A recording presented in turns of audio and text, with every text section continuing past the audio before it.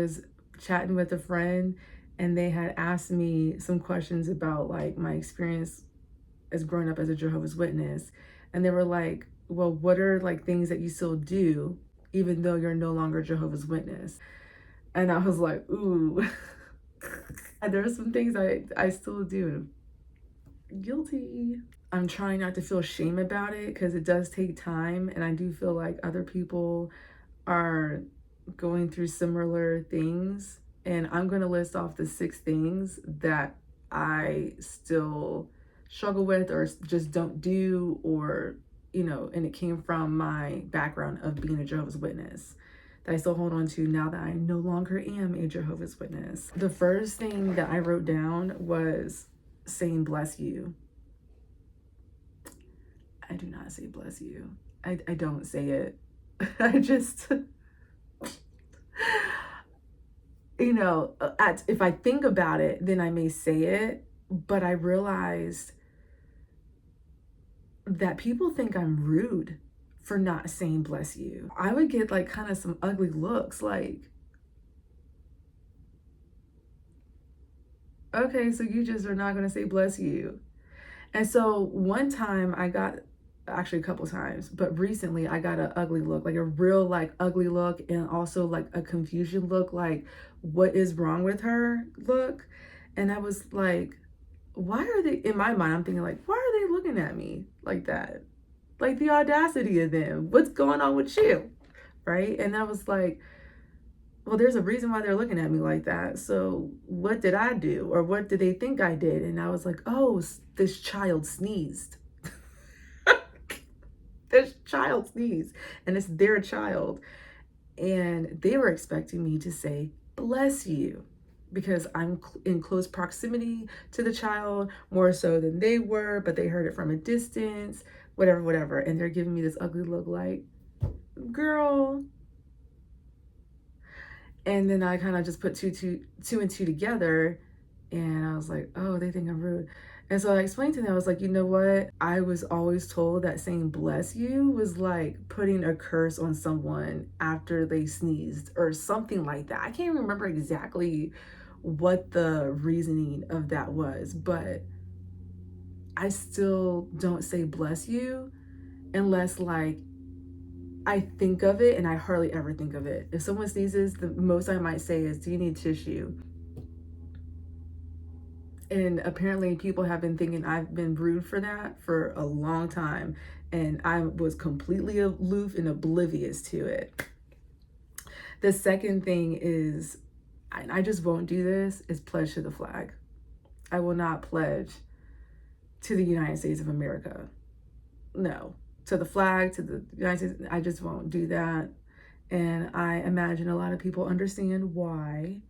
And I will also say that North Korea and their whole dictatorship, okay, their leaders are not the only ones brainwashing their citizens.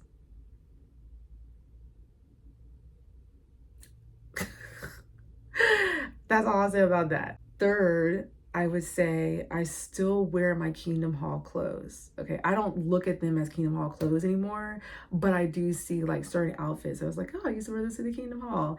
And it's not like a bad feeling for me. A lot of my Kingdom Hall clothes are office and business appropriate. And that made me realize that, like, you know, the Jehovah's Witness leadership, okay, wanted their members to look business professional and to be taken seriously. And like that was how they wanted the members to dress, you know? So it's like there are events and Chamber of Commerce meetings and times where I go into offices in different places, professional places like that, and events that I need to look like that. Like I need to look like a professional working CEO of Screwball Visions. And I am still comfortable with wearing my Kingdom Hall clothes that I know just mostly wear in a professional environment. Like when I still was a witness, right? I was still wearing my Kingdom Hall clothes to work, okay? When I was working in an office, when I was an administrative assistant, and so like I already had the clothes. There are some outfits that are not like, I don't want to say office appropriate, but it's like kind of too homely or Little House on the Prairie. Like there's a couple skirts I have that are kind of long and it looks like I'm about to go out in the fields and start picking cotton or something. Well, maybe not picking cotton, but like go outside and like go pick, the berries.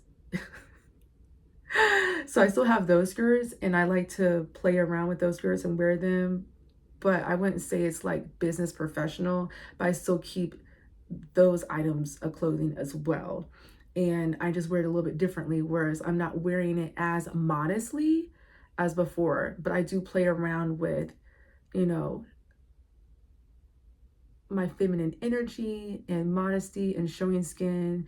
I try to balance it, and sometimes it's a hit and sometimes it's a miss for me, but I'm not afraid to try certain outfits and looks and, do social experiments to see like, oh, okay, how am I being approached and how am I being spoken to? How am I being addressed when I'm wearing this type of outfit, right?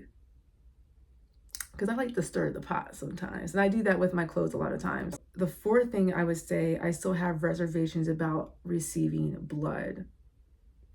So not too long ago, someone saw my keys, and one of the keychains on there was the blood keychain.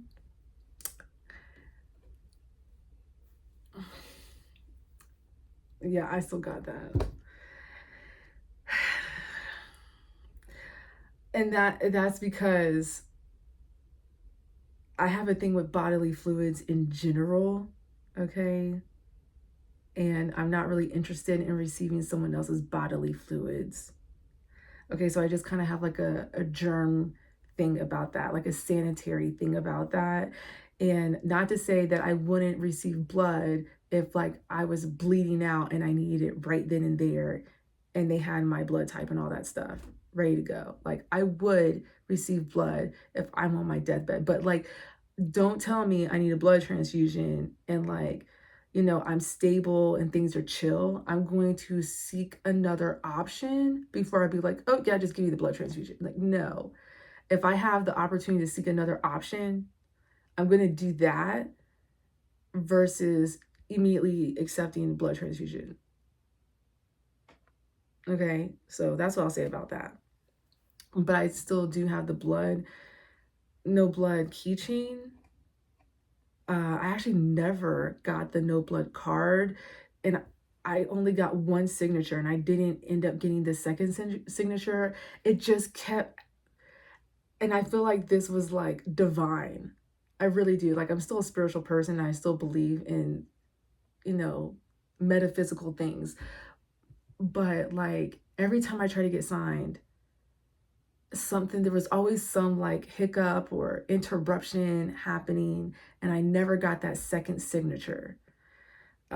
So I think I still got that blood card somewhere, but I think it's only valid if you have both signatures. The fifth thing I would say, I still battle with living forever and getting that out of my mind, right? I still think that I'm going to live forever. And there are times where I was like, well, if we were never told that we're going to grow old and die, then we probably wouldn't even be dying. I feel like maybe we got tricked. And because we were told that, then that's what started happening. And now it just happens. But I know that it's happening closer and closer and closer to me now that I'm getting older and people in my life are getting older. So I do battle with that. So I slightly have like the Peter Pan syndrome in more ways than one of like, I never want to grow up. There are times where I get comments and it's actually kind of insulting at times because sometimes it's a compliment and then other times it's insulting.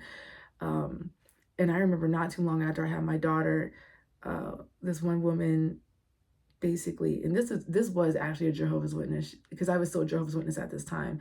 And she was like, "You're 27?" And I was like, "Yeah." And she was like, "I thought you were like 16."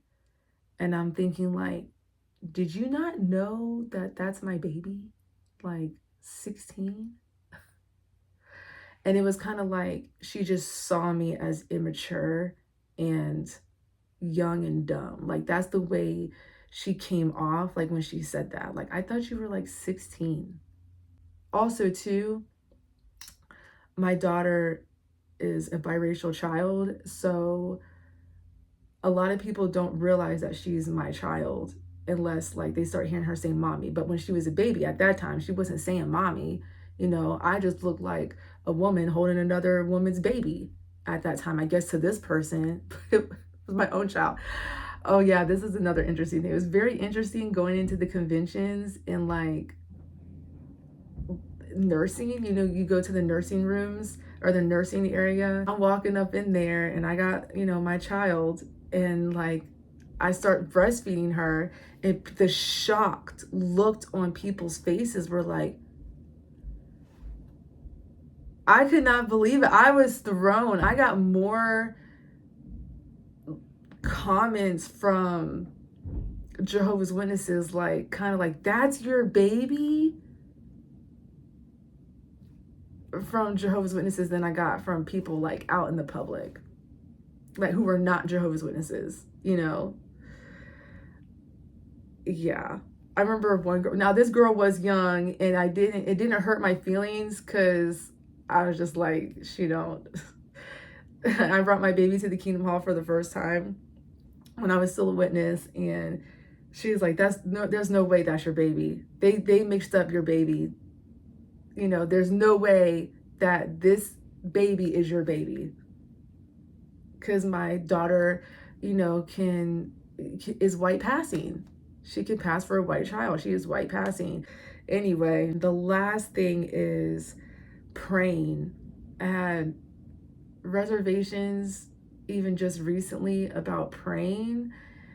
And, it still makes my hands sweat a little bit, but praying in front of other males in the room, whether it be like a young boy or a grown man, like I'm thinking like I shouldn't be praying while there's other males in the room.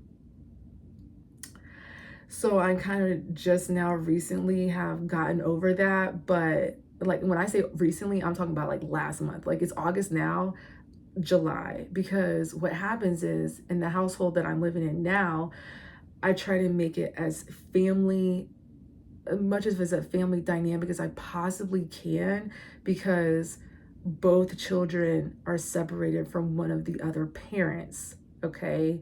And so, you got one gender that's, I'm the mother figure, right? I am a mother to my child, and I'm motherly to the other child. And then the other person is a father to one child and acts and does fatherly, paternal things with my child, right? So we kind of take advantage of that situation and make the household as much as a family dynamic as possible. So we sit down and have dinner on average together as a family at least 4 times out the week, if not every day of the week. And we pray. And so when we first moved here, and also to the repetitive prayer as a Jehovah's Witness, doing a repetitive prayer, like a prayer that you say like verbatim, like the best way I can say is a repetitive prayer where the words are the same. You just say the same thing over and over again. Like that was giving me anxiety, and then on top of like my daughter learning that repetitive prayer and her reciting it out loud along with the other members of the family who are both male. And I would just sit there like, I'm not saying that. First of all, I'm not learning this prayer. That was my attitude. I am not learning this prayer, and I still technically do not know it. And then 2, I am not going to be praying out loud when there's other men in the room. That is their role. And, you know, so when my daughter started doing it, I didn't want to be like, you're not supposed to do it. You're a woman. And, you know, when there's men in the room, you don't pray. The men pray over the women. I didn't want to say all that. I just kind of, because I was still, you know, still figuring out things, still, you know, let's just experience things and learn before we start demonizing things and saying this is wrong or this is bad or whatever. So, you know, I've just now gotten comfortable with that, you know. Not to say that I now pray in front of a group of men or a group of people and there's men present, but my hands don't get all sweaty, you know, as much anymore. And I don't have a silent panic attack when I hear my daughter reciting the repetitive prayer when there's other men in the room. So yeah. Because there were a couple times where I wanted to go and get the tablecloth and put it over her head. But I didn't want to, you know, put a bad taste in her mouth when I really didn't know if I still believed that or not, because I was questioning a lot of things.